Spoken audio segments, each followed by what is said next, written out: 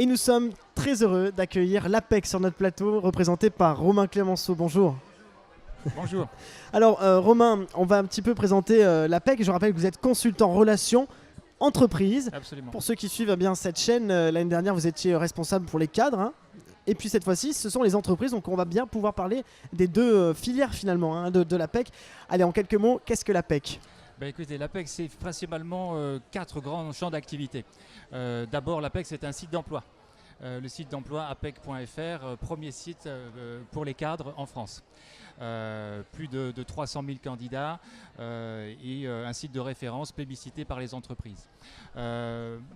En deuxième, nous avons une filière qui s'appelle la sécurisation des parcours professionnels, dont la mission est d'accompagner les cadres dans leur trajectoire professionnelle. Qu'il s'agisse d'une reconversion ou bien d'un changement de voie ou bien d'une adaptation de leurs activités ou de leurs missions.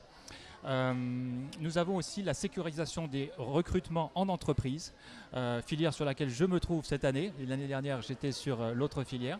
Donc ma mission aujourd'hui, c'est d'accompagner les entreprises dans la sécurisation de leur recrutement au travers d'une offre de services un petit peu augmentée aujourd'hui, qui part de l'offre d'emploi, qu'on doit rendre de plus en plus attractif pour attirer de plus en plus de candidats, puisqu'on est dans une configuration un petit peu particulière dans la mesure où il y a beaucoup d'offres d'emploi et de moins en moins de candidatures sur les offres. Donc notre mission consiste à développer l'attractivité des offres d'emploi et la marque employeur en même temps. Oui.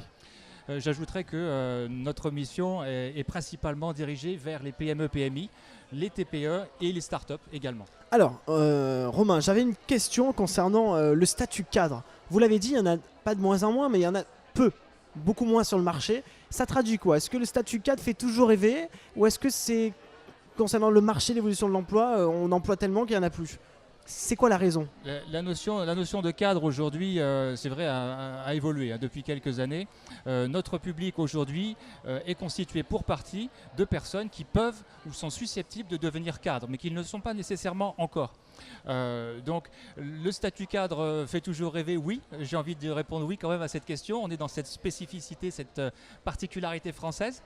Mais par ailleurs, nous avons des postes aujourd'hui où des personnes qui n'ont pas le statut cadre peuvent quand même se positionner et être élus.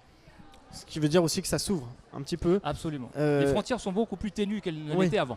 Alors vous, justement, vous êtes passé de l'autre côté, du côté des entreprises. Comment ça se passe ? Vous me disiez quand même que c'est hyper compliqué aujourd'hui d'arriver à offrir une offre cadre et avoir beaucoup de candidats parce que en face, il y a une exigence. Expliquez-nous un petit peu cette particularité du marché de l'emploi aujourd'hui concernant les cadres. Le marché s'est transformé, le marché de l'emploi s'est transformé. Les candidats, je vais plutôt commencer par les entreprises. Les entreprises aujourd'hui ont de nombreux besoins de recrutement. Et sur tout type de profil et aussi bien sûr et surtout sur des cadres responsables ou des responsables dans différentes activités. Ils sont obligés aujourd'hui de développer l'attractivité à la fois de leurs offres mais aussi de leur propre entreprise. Au travers d'une communication renouvelée, survitaminée, j'ai envie de dire, grâce à des pages entreprises, par exemple. Sur le site de l'APEC, c'est possible aujourd'hui. On peut poster des vidéos, des photos, raconter une histoire finalement au candidat pour lui donner envie de venir rejoindre une équipe. Ça, c'est quasiment... c'est hyper important, quoi.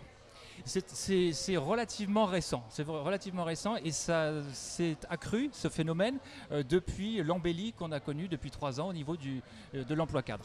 Alors justement, là vous l'avez parlé du côté des entreprises, du côté des cadres, là aussi ça a changé aujourd'hui. La force s'est inversée. Ce sont quasiment effectivement les cadres qui sont en position de force aujourd'hui et de pouvoir choisir l'entreprise dans laquelle ils veulent aller. Pas plus tard que hier, j'étais justement en train d'aborder ce sujet avec une PME qui s'arrachait les cheveux parce qu'elle n'arrivait pas à trouver des profils qui pourtant ne semblaient pas pénuriques à première vue, mais cette personne ne recevait que 5 ou 8 candidatures sur un poste de responsable administration des ventes, par exemple. Et c'est vrai que ça, c'est un phénomène nouveau. On a des offres d'emploi aujourd'hui qui ne semblent pas pourtant si compliquées, et on a des candidats en face qui sont rares, ou en tout cas pas si nombreux qu'avant. Donc il y a forcément une raison, il y a une multitude de raisons, hein, j'ai envie de dire, mais la première, je pense que c'est lié au fait que les entreprises aujourd'hui ont besoin de séduire davantage les candidats, qui peuvent choisir aujourd'hui définitivement et l'ambiance qu'ils veulent et l'activité, l'équipe avec laquelle ils veulent travailler. Alors Romain, moi j'avais une autre question. Qu'est-ce que vous proposez au-delà de l'offre comme service aux entreprises? Alors, comme on le disait tout à l'heure, un accompagnement spécifique sur l'offre d'emploi elle-même. En plus de cela, nous avons un service qui s'appelle Sourcing Plus aujourd'hui, qui fonctionne très très bien et qui correspond à une demande des entreprises de sécuriser leur processus de recrutement et de sélection. Donc nous travaillons d'abord sur l'offre et ensuite nous présélectionnons un certain nombre de candidats. Vous mâchez le travail, quoi. Et on leur fait gagner du temps pour qu'eux puissent se consacrer davantage aux étapes importantes qui sont celles du recrutement, de l'entretien de recrutement, de la sélection et de la décision. Voilà. Pour terminer, nous avons deux services particulièrement spécifiques qui s'appellent Repère RH et Solutions Recrutement aujourd'hui. Donc deux services très personnalisés, je ne vais pas en dire beaucoup plus parce que sinon ça durerait un petit peu trop longtemps, mais deux services de qualité et dont le contenu est basé sur un diagnostic d'une 50aine de questions qu'on demande aux dirigeants ou aux recruteurs de répondre. Et compte tenu de ces réponses, nous analysons sa situation et sommes amenés à faire des préconisations. Donc, charge à lui ensuite de dérouler finalement ce plan d'action. Alors Romain Clémenceau, je rappelle, vous êtes consultant en relations entreprises pour l'APEC. Rapidement, est-ce que vous pouvez nous dire pourquoi vous êtes là aujourd'hui? C'est vrai que l'APEC nous a toujours suivis dans tous les salons. Pourquoi c'est important d'être ici aujourd'hui? Pour chercher des candidats, expliquez-nous un petit peu. Absolument, l'APEC, il est important qu'on soit présent à ce type d'événement. Nous serons présents demain toute la journée pour répondre aux interrogations des personnes qui vont venir nous rencontrer sur des projets professionnels, sur des mobilités géographiques, puisque la région Aquitaine est une région particulièrement attractive. Donc ça, c'est un phénomène assez particulier à notre région Nouvelle-Aquitaine. Et donc c'est important pour nous d'être présents et de répondre présent à toutes ces demandes.